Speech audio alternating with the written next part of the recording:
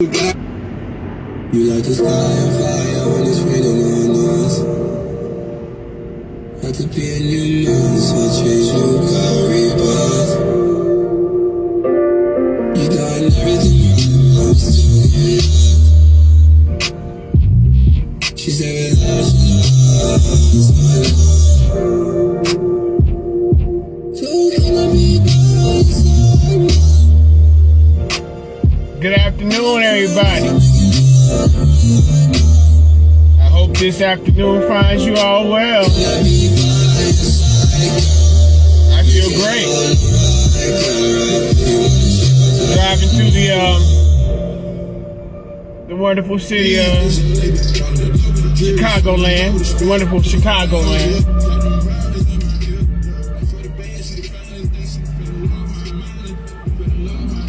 Yeah, so today, before I left to go on my errands, the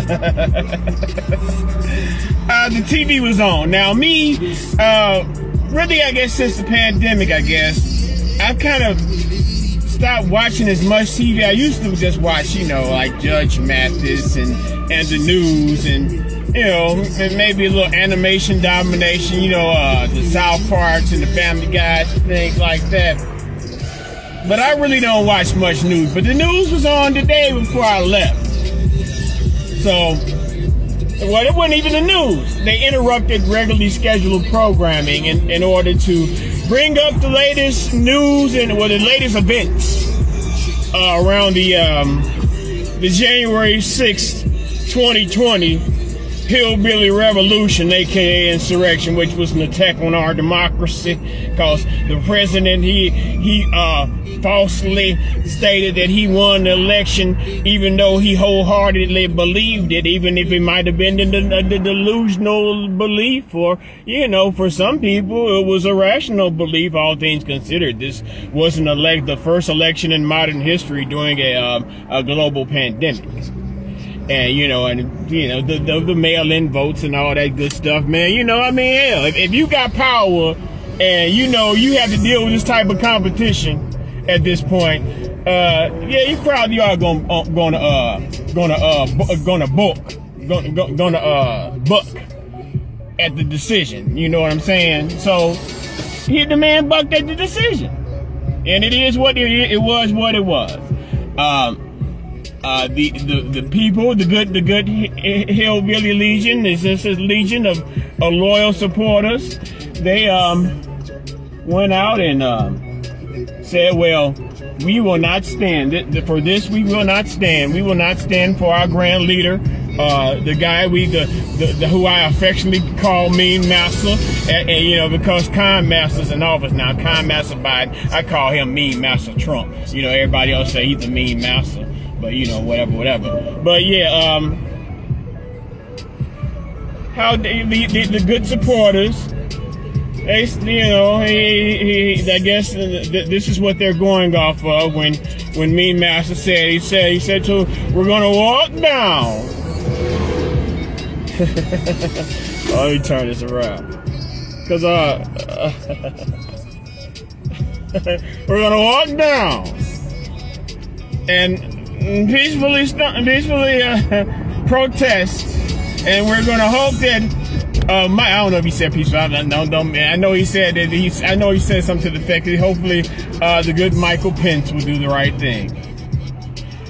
Now, Michael Pence, you know, just from observation of all this time he was in there, he's been, in my appearance, a very squirrely gentleman. You know, he's a devoted husband. I think he calls his wife Ma, and I think she calls him Paul. No Monique and Sydney. So today, you know, I come on and what kind of gets me is how they have this Negro figurehead, an African-American black person that I guess he's over the chair of the proceedings. And what this is a subtle, and it's really a nothingness, a monument of nothingness that is presented in a manner in which it's supposed to be something. They have this black gentleman. He comes out and he announces what it is, what's going to be covered for the day, I imagine. You know, and it's like, to me, it's like I hear you say, well, you say, oh wow, they say that they're attacking the democracy. I want to ride with the sun, with the air off, but if my hat gonna fly off, you know, that's a good no. They had that hat cost me at least about $20. Where was I? Yeah, so it's like, well, okay, they had this guy on. He comes on, and I mean, he looks like a very distinguished black male. You know, I'll give him that. You know, hey, I guess if you're going about doing the country's business, you have to present yourself in a manner in which is distinguished and dignified. But he's up here talking about attacks on the democracy, and you know, and Donald Trump this, and you know, he just nefariously called these people to arms. Say, y'all go down there and go inside the Capitol building, shit on the floor, and steal Nancy Pelosi's computer.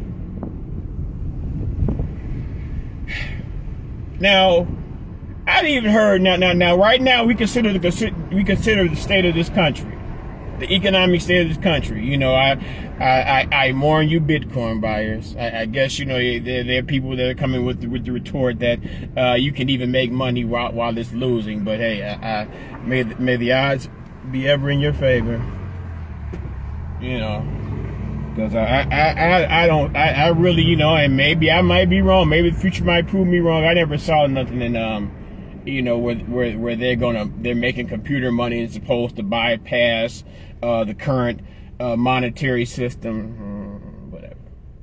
But so this guy gets up there, you know, and it's like, well, you know, a black man, you know, they put you up there to be a proxy for the black community, you know, and it's odd and it's funny, you know, how when the current administration ran, they pretty much all the most for, I guess, if you want to count Cory Booker as a black male, they pretty much dismissed all Al Sharpton. They pretty much dismissed black males during the process. They you know, they put the black women's in a position where they were supposed to be the spokespeople for the black males. You know, they supposed to get us. They were supposed to get us reckless talking Negroes in line, because, you know, it was the reason that Mean Master was in Trump last time was because black male support.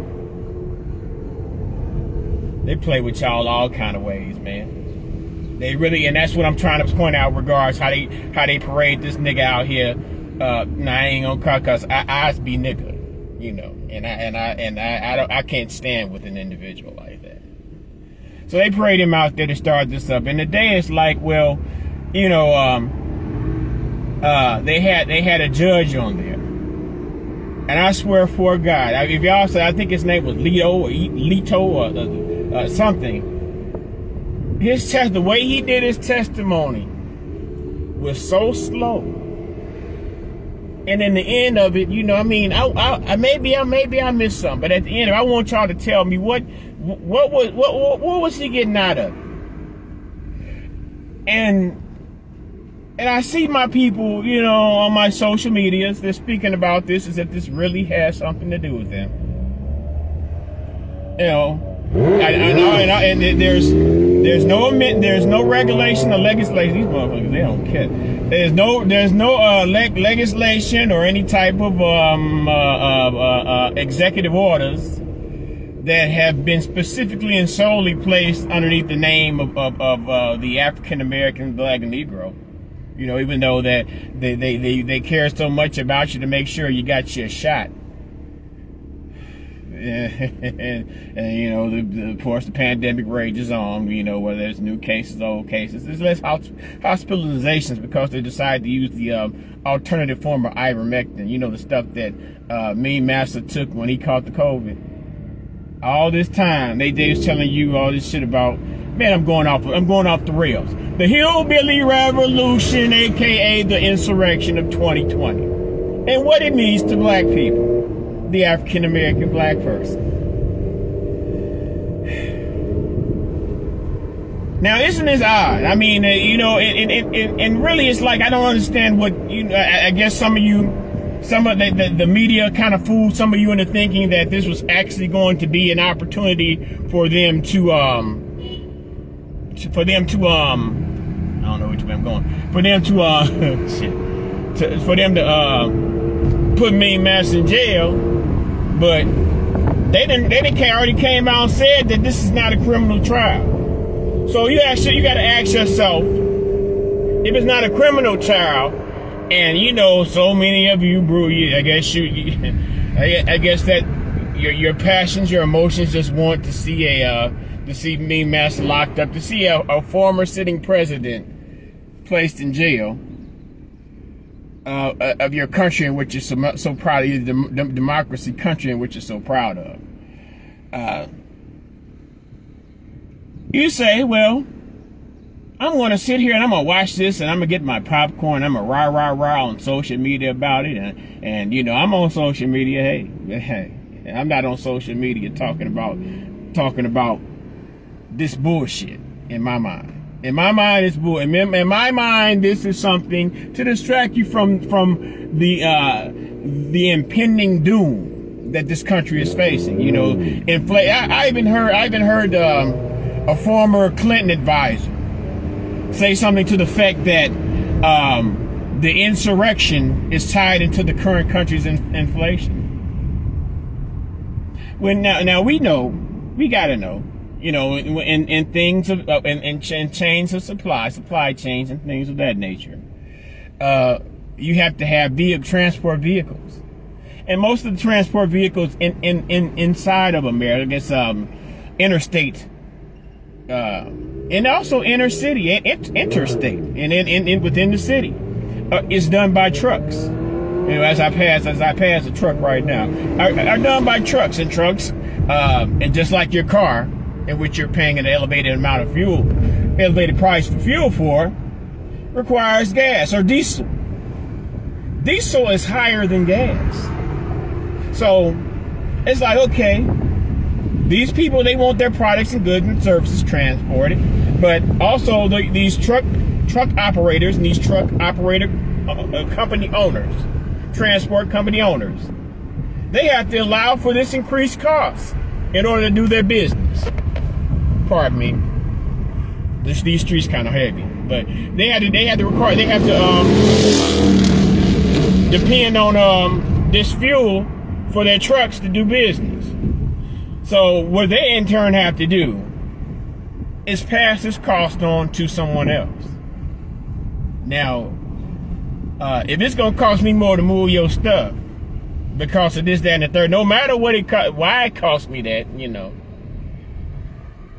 the expense is more. So I'm going to have to go to you, my customer, and say, well, unfortunately, the price of fuel has been raised and it's a little bit more costly. I'm not meeting my bottom line. So your old cost, which was a certain amount, is going to have to increase 15%. So where does the producer of goods, where do they that needs those goods shipped? What do they do? What will they do? They'll either logically you would think what they're doing. I mean, I may be wrong on this as well. Feel free, fact checkers. Feel free to check me on this. Of course, they're going to pass on that increased price to the retailers. And where will the retailers pass it? These people drive crazy, man. I mean, when they told me when I first moved up here, and you know, my driving skills, I grew up driving in West Virginia, and my driving, you know, I think it's okay because, you know, people from West Virginia know how the curves and stuff is like in this West Virginia. But even when we go around them curves, it's not a whole bunch of people in vehicles that have their own emotions and level of driving skills of their own. So it's like, well, you know, you have to watch them. You're not just driving. You're not driving for yourself on the terrain. You're driving with these other folks. But let me get back to what I point. The retailers. Oh, poor consumer, us consumer. we'll have to pay an increased price for those goods and services. And, you know, so why you gotta go to, while this bullshit is on your TV, the Hillbilly Revolution, January 6, 2020, Hillbilly Insurrection, the insurrection where they attempted to attack our democracy. While you watching this shit, while this shit is on your TV, you're making your list to go to the grocery store. And it's been a while since you had steak, and I guess you had them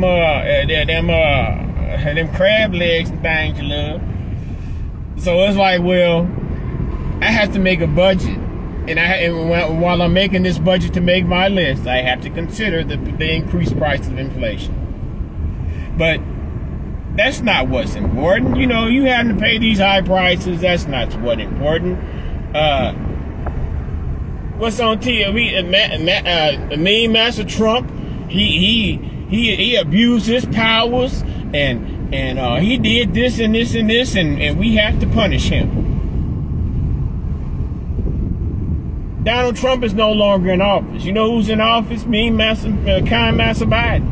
Kind Master Biden's in office. Kind Master Biden now is in, you know, now remember that we were supposed to pray for Ukraine, support Ukraine. Do you not read? I saw something interesting on the morning news. And they were in Ukraine. They were on station in Ukraine, and you know that, and they showed this home, I guess, I guess a children's hospital, children's home, but I guess it was for, you know, developmentally disabled children. The facility was full of mentally disabled children, and you know, and they had them crying. Some were crying. Well, at least one was crying for his mama, you know. And I said to myself, okay. They were bringing all these people over to America and outside the country. All these people were ready to accept them. These people that left the weakest of them in a war zone. But this is who we're supposed to support. This is who Kind Master originally told us to support. There's Russia's attacking Ukraine's democracy. So we went over there. We didn't go over there. Our tax money went over there. The soldiers that we paid, well, did we send soldiers over there? No, I don't know. No, I guess it was volunteers. I remember they had a Negro volunteer, a Negro male volunteer. He went over there. He said he's going to fight for Ukraine. He's going to defend Ukraine against the Russians. But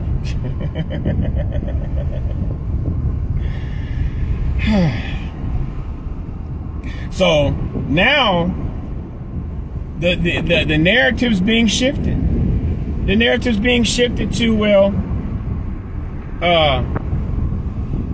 Vladimir or whatever the guy's name that's over Ukraine, the president of Ukraine. He was impetuous. I guess they're trying to look at it as that he shouldn't have. That it was too much to be trying to go to war with Russia, you know. So what am I trying to get to? What I'm getting is Biden is trying to distance himself away from this man. You will see this because they know he knows his leadership by Mr. Kind Master Biden's leadership in order to provoke this proxy war against Russia, using Ukraine as a proxy to try to show aggression against Russia, because Russia helped Trump win. They have not yet, you know, even though that's been dismissed in court, you know. I'm just trying to tell y'all facts, man. Y'all may look at me like I'm supporting these motherfuckers, but these are governmental systems. That's another problem with my people, with the African American Negro people. You look at these politicians as if they're some sort of idol for you or something, you know. A celebrity, something for you to worship, something for you to admire. These are just tools in being placed in position. And these tools, their job is supposed to do the bidding of you, the taxpayer who pays for them to be there. So when someone like me gets to talking about governmental systems, and you know, pretty much when I speak on the system of white supremacy, it is a world government dictated on anti-black racism. Now, when I try to attack these governmental systems, you hating the black women, can't smell the black Barack Obama, he black, Barack Obama's a good man. I just ask you questions like, what's in it for black people? Y'all put y'all support in it. Y'all put y'all 100% support behind these people. These people tell you ain't even a nigga if you don't support them. But you support them. And you get mad at me because I point out, I shouldn't, you know, the code in which I follow says I should avoid making statements. I should ask questions. If I ask a question, what does the January 6th insurrection hearings mean to your life? I'm a little white around the mouth. How does that affect your life? And if there's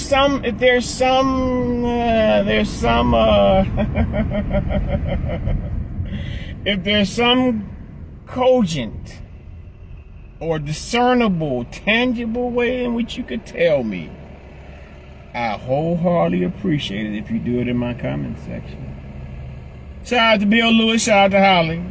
Thank you all for sitting with me today. I more than likely will be back later on something else. I think I'll talk about, I'm not even going to tell you what I'm talking about, but I'll more than likely be back later.